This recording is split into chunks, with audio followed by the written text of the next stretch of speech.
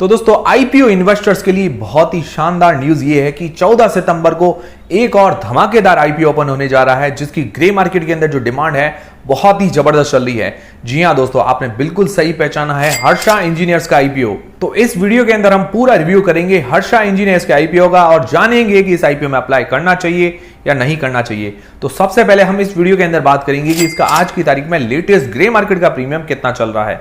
इससे हमें पता चल पाएगा कि हमें अंदाजन लिस्टिंग गेन्स कितना मिल सकता है। फिर दोस्तों जानेंगे कि ये कंपनी काम क्या करती है।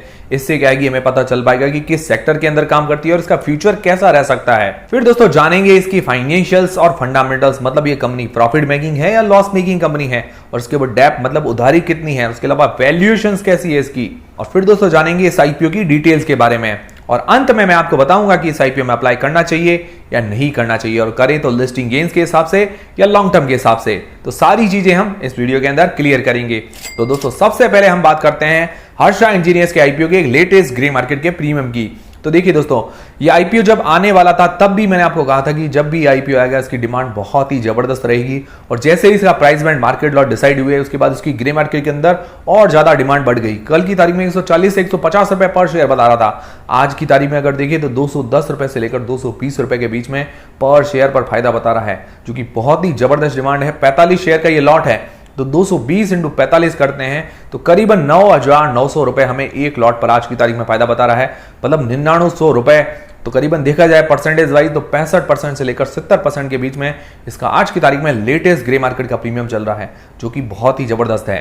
तो अब अगर अप्लाई करने के हिसाब से देखें तो ये आईपीओ जो है काफी सेफ नजर आ रहा है। आप अप्लाई कर सकते हैं, पहले दिन भी अप्लाई कर सकते हैं, और अगर आप चाहते हैं और सेफली अप्लाई करना तो आप यूं कीजिए कि पहले और दूसरे दिन के सब्सक्रिप्शन के आंकड़े देख लीजिए, ग्रे मार्केट के प्रीमियम के आंकड़े देख लीजिए, जिसकी मैं अपडेट मैं डेली आपको देता रहता हूं। तो अगर आपको वीडियो वगैरह का नोटिफिकेशन नहीं मिलता है तो टेलीग्राम चैनल को ज्वाइन कर लें, लिंक मैंने डिस्क्रिप्शन के अंदर प्रोवाइड करवा दी है, बेल आइकन पर दबा के रख लें, तो क्या है कि वीडियो का नोटिफिकेशन आपको हाथों हाथ मिल जाएगा। फिर दोस्तों जानते हैं इस कंपनी की डिटेल्स के बारे में, मतलब ये कंपनी काम क्या करती है, किस सेक्टर के अंदर काम करती है। तो देखिए दोस्तों, जैसा कि नाम से ही हमें पता चल रहा है हर्षा इंजीनियर्स तो इंजीनियरिंग सेक्टर की कंपनी है। अब इंजीनियरिंग सेक्टर के अंदर भी ये लार्जेस्ट मैन्युफैक्चरर है बियरिंग के केजेस का।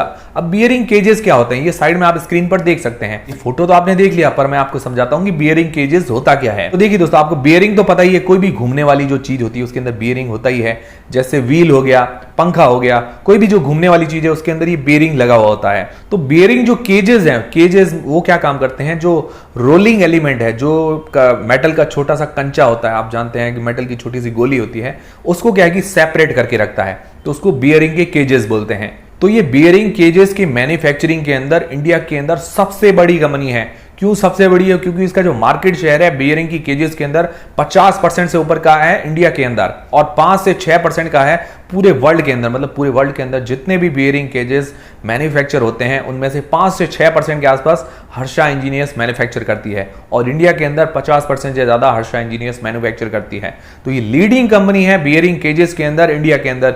ये सबसे बड़ा प्लस पॉइंट है हर्षा इंजीनियर्स का। और उसके अलावा आपको पता ही है कि बियरिंग की डिमांड तो हमेशा ही रहती है।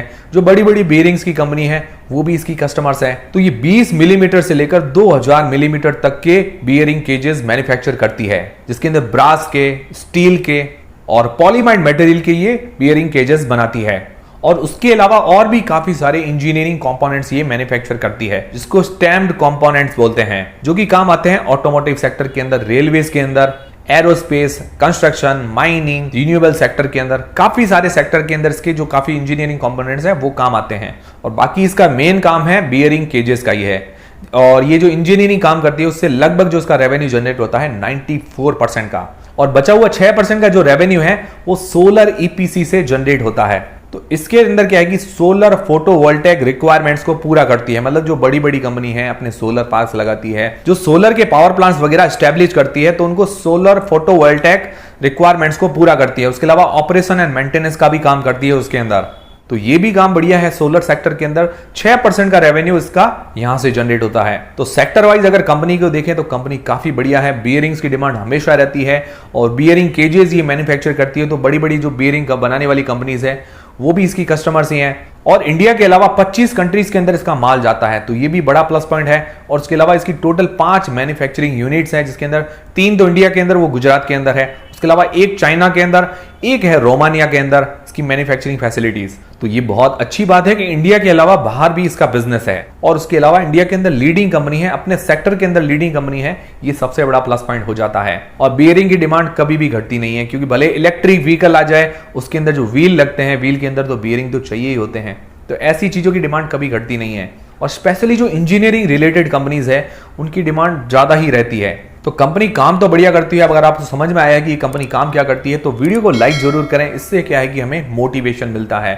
फिर दोस्तों जानते हैं इसके फाइनेंशियल्स और फंडामेंटल्स के बारे में। तो देखिए दोस्तों 2019 से लेकर 2022 तक अगर 4 साल के अंदर देखें तो इसके एसेट्स जो हैं लगातार बढ़ रहे हैं, और अगर इसका रेवेन्यू भी देखें तो साल दर साल लगातार बढ़ रहा है 2019 से लेकर 2022 के बीच में। और 2022 का जो इसका टोटल रेवेन्यू है 1339 करोड़ रुपए। और अगर इसके प्रॉफिट की बात करते हैं तो 2019 के अंदर ये कंपनी जो है लॉस मेकिंग थी 27 करोड़ के लॉस के साथ, और 2020 के अंदर ये प्रॉफिट के अंदर आ गई 21.91 करोड़ रुपए के प्रॉफिट्स के, और 2021 के अंदर 45.44 करोड़ का प्रॉफिट जनरेट किया है, और 2022 के अंदर जो इसका प्रॉफिट बढ़कर हो गया 91.94 करोड़ रुपए।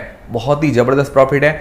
अगर इसका प्रॉफिट मार्जिन देखें तो करीब करीब 7% के आसपास इसका प्रॉफिट मार्जिन निकल कर आता है, तो ये बहुत बढ़िया बात है। और इसकी अगर नेट वर्थ देखें तो वो भी साल दर साल बढ़ रही है। फिर दोस्तों इस कंपनी के ऊपर जो उधारी मतलब जो डेट है 385 करोड़ रुपए का, और जो आईपीओ से पैसे जुटाए जाएंगे उसमें से 270 करोड़ रुपए जो है इसकी डेप चुकाने के अंदर काम आएंगे। तो लगभग ये ऑलमोस्ट डेप फ्री कंपनी हो जाएगी। उसके अलावा ये प्रॉफिट वगैरह सालाना जनरेट कर दी है, तो इस हिसाब से हम इसको ऑलमोस्ट डेप फ्री मान सकते हैं, मतलब पूरी तो नहीं पर लगभग ये डेप फ्री ही कंपनी है। फिर दोस्तों इसकी वैल्यूएशन हम देख लेते हैं, मतलब बाकी सारी जो कंपनी है इसके जैसी, उस हिसाब से इसका प्राइस बैंड मार्केट लॉट वगैरह कैसा है। तो दोस्तों हर्षा इंजीनियर्स का जो पी मतलब प्राइस टू अर्निंग रेशियो है 29.76 का, और 2022 के अंदर जो इसने रेवेन्यू जनरेट किया है 1339 करोड़ रुपए का। और इसकी जैसी एक कंपनी है टिमकेन, उसका पीई है 65 का, और इसने जो रेवेन्यू जनरेट किया है 2022 के अंदर 2220 करोड़ रुपए का, तो उससे दुगना है, और पीई भी उससे दुगना है। फिर दोस्तों एक कंपनी है एसकेएफ जिसका पीई है 55 का, और उसका जो रेवेन्यू जनरेट किया है 2022 के अंदर 3700 करोड़ रुपए का, तो उससे भी थोड़ी सस्ती कंपनी है हर्षा इंजीनियर्स, पर उससे 3 गुना कम है इसका रेवेन्यू। फिर दोस्तों रोलेक्स रिंग्स जिसका आईपीओ अभी ही आया था, कुछ महीने ही हुए हैं, तो उसका जो पी है 35.4 का, उसने जो 2022 के अंदर रेवेन्यू जनरेट किया है 1000 करोड़ रुपए का, तो रोलेक्स रिंग्स से ये काफी सस्ता शेयर है। फिर दोस्तों सुंदरम फास्टनर्स जिसका पी है 39.1 का, और उसका जो रेवेन्यू है 2022 के अंदर करीब करीब 5000 करोड़ रुपए का, तो इसमें से सुंदरम फास्टनर्स मुझे वैल्यूएशंस के हिसाब से काफी सस्ता नजर आ रहा है। और बाकी अगर हर्षा इंजीनियर्स को देखें तो इन सभी से अभी सस्ती वैल्यूएशंस पर है, पर ज्यादा इतनी भी सस्ती नहीं है, और देखा जाए तो ज्यादा इतनी महंगी भी नहीं है। तो ओवरऑल इसकी वैल्यूएशंस काफी अच्छी है, और उसके अलावा इसकी डिमांड काफी अच्छी है। जो ये काम करती है अपने सेक्टर के अंदर लीडिंग कंपनी है, तो उस हिसाब से डिमांड के हिसाब से हम देख सकते हैं इसकी वैल्यूएशंस काफी सही है। और दोस्तों फाइनेंशियली देखें तो काफी स्ट्रांग है, और इसका डेप जो है वो भी चुक जाएगा आईपीओ आने के बाद। तो दोस्तों ये हो गए इसके फाइनेंशियल्स। अब दोस्तों बात करते हैं इस आईपीओ की डिटेल्स के बारे में। तो दोस्तों ये आईपीओ जो है 14 सितंबर से लेकर 16 सितंबर के बीच में ओपन रहेगा, और इसका जो प्राइस बैंड रखा गया है 314 रुपए से लेकर 330 रुपए के बीच में, जो कि एकदम फेयर वैल्यूएशन पर है, मैंने अभी आपको बताया था। और ये 45 शेयर का लॉट होने वाला है, जिसके अंदर 14,850 रुपए हमें मिनिमम इन्वेस्ट करने हैं, और मैक्सिमम हम रिटेल कैटेगरी के अंदर 13 लॉट अप्लाई कर सकते हैं। अगर आप 14 लॉट अप्लाई करेंगे तो आप एचएनआई कैटेगरी के अंदर आ जाएंगे 2 लाख से ऊपर की एप्लीकेशन के अंदर। और इसका जो इश्यू साइज है 755 करोड़ रुपए का, जिसके अंदर 455 करोड़ रुपए के फ्रेश इश्यू मतलब जो नए शेयर जारी करेगी, जो कि कंपनी की ग्रोथ के लिए काम आएंगे, वो आएंगे। जो इसका डेप्थ है वो चुकाने के अंदर, और उसके अलावा इसका इंफ्रास्ट्रक्चर जो है वो सुधारना है, मतलब, और इसके अलावा मशीनरी भी ये खरीदेगी, तो ये सारे पैसे उसके अंदर काम आएंगे। तो ये बहुत अच्छी बात है कि फ्रेश इश्यू के अंदर शेयर जारी करेगी और कंपनी की ग्रोथ के लिए पैसे खर्च हो रहे हैं, तो ये अच्छी बात है, मतलब एज ए इन्वेस्टर काफी अच्छी बात है। और ओएफएस मतलब ऑफर फॉर सेल के अंदर जो हिस्सेदारी बेचेगी 300 करोड़ रुपए की, और इसके अंदर रिटेल कैटेगरी है 35% की, काफी सेफ कंपनी है, इस हिसाब से रिटेल कैटेगरी 35% की रखी गई है। तो सारी चीजें काफी सेटिस्फैक्टरी है। और इसका अलॉटमेंट जो है हमें 21 तारीख को पता चलेगा लिंक्डइन टाइम की वेबसाइट पर, और इसकी जो लिस्टिंग है वो है 26 सितंबर को। तो दोस्तों ये होगी सारी आईपीओ की डिटेल्स। अब दोस्तों बात करते हैं इस आईपीओ में अप्लाई करना चाहिए या नहीं करना चाहिए। और दोस्तों उससे पहले अगर आप अपने आईपीओ के अलॉटमेंट के चांसेस बढ़ाना चाहते हैं तो आप क्या करिए, घर के अलग अलग फैमिली मेंबर्स मतलब अलग अलग पैन कार्ड से आईपीओ के अंदर अप्लाई कीजिए, मतलब अलग अलग एप्लीकेशन लगेगी तो चांसेस ज्यादा बनेंगे आईपीओ अलॉट होने के। तो अगर आपके घर के फैमिली मेंबर्स में सबके पास डीमेट अकाउंट नहीं है तो बिल्कुल फ्री में डीमेट अकाउंट बनाने की जो लिंक है मैंने डिस्क्रिप्शन के अंदर प्रोवाइड करवा दी है। एंजल वन पर बिल्कुल फ्री में डीमेट अकाउंट बन रहा है। जीरोधा ऑफ स्टॉक्स पर भी आप ट्राई कर सकते हैं, वहां कुछ चार्जेस हैं, तो सभी की लिंक डिस्क्रिप्शन के अंदर है। तो दोस्तों सबसे पहले बात करते हैं लिस्टिंग गेन्स के हिसाब से ये आईपीओ कैसा है। तो देखिए दोस्तों, अगर इसकी डिमांड देखिए, ग्रे मार्केट का प्रीमियम देखें तो काफी बढ़िया है। लिस्टिंग गेन्स के हिसाब से काफी बढ़िया ये शेयर नजर आ रहा है। तो अगर आप लिस्टिंग गेन्स के हिसाब से अप्लाई करना चाहते हैं तो मुझे लगता है कर सकते हैं, और बाकी डिसीजन आपको लेना है कि आपको क्या करना है। और अभी की कंडीशन के हिसाब से रिस्क नहीं लग रहा है। अगर आप फिर भी सेफली अप्लाई करना चाहते हैं तो सब्सक्रिप्शन के आंकड़े और ग्रे मार्केट के प्रीमियम के फिगर देखिए पहले और दूसरे दिन, उसके बाद आप अप्लाई कीजिए और डेली आपको मैं अपडेट देता ही रहता हूं। फिर दोस्तों लॉन्ग टर्म के हिसाब से अगर देखें तो कंपनी का सेक्टर बहुत ही बढ़िया है। बियरिंग केजेस ये मैन्युफैक्चर करती है, उसके अंदर ये लीडिंग कंपनी है। 50% से ऊपर का मार्केट शेयर है इंडिया के अंदर और पूरे वर्ल्ड के अंदर भी 5 से 6% का मार्केट शेयर है। ये बहुत ही जबरदस्त बात है। और बियरिंग केजेस की डिमांड भी है। बियरिंग जो है वो हर जगह यूज होते हैं और इसकी डिमांड हमेशा ही रहेगी। तो काफी अच्छी कंपनी है और अपने आप में लीडिंग कंपनी है, तो ये सबसे बड़ा प्लस पॉइंट हो जाता है इसके लिए। और उसके अलावा अगर इसकी वैल्यूएशंस देखें, प्राइस बैंड देखें तो काफी सही वैल्यूएशंस पर ये लिस्ट होने जा रहा है। फाइनेंशियली और फंडामेंटली काफी स्ट्रांग कंपनी है। तो सारे फैक्टर्स को अगर देखें तो बहुत बढ़िया कंपनी ये नजर आ रही है। तो इसके अंदर लॉन्ग टर्म के हिसाब से भी हम अप्लाई कर सकते हैं। और बाकी पर्सनली मैं क्या करूंगा, तो मैं क्या है कि एक लॉट तो एचएनआई कैटेगरी के अंदर अप्लाई करूंगा, मतलब जो 14 लॉट है वो एचएनआई कैटेगरी के अंदर अप्लाई करूंगा। बाकी जो 3 लॉट है वो मैं रिटेल कैटेगरी के अंदर अप्लाई करने वाला हूं। मुझे ये कंपनी काफी अच्छी नजर आ रही है। अगर एचएनआई कैटेगरी के अंदर मुझे लॉट मिल जाते हैं, 14 लॉट वगैरह अगर लॉट हो जाते हैं, तो मैं उसके अंदर कोशिश करूंगा कि कुछ शेयर तो इसको लॉन्ग टर्म के लिए रखूंगा और कुछ का मैं प्रॉफिट बुकिंग करूंगा।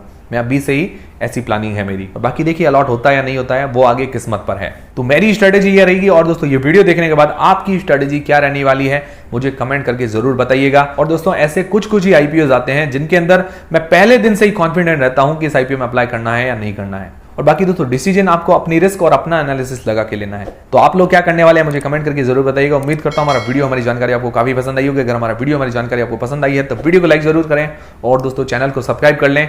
और दोस्तों टेलीग्राम फ्री में डीमैट अकाउंट सबकी लिंक आपको डिस्क्रिप्शन के अंदर मिल जाएगी। मिलते हैं दोस्तों नेक्स्ट वीडियोस के अंदर।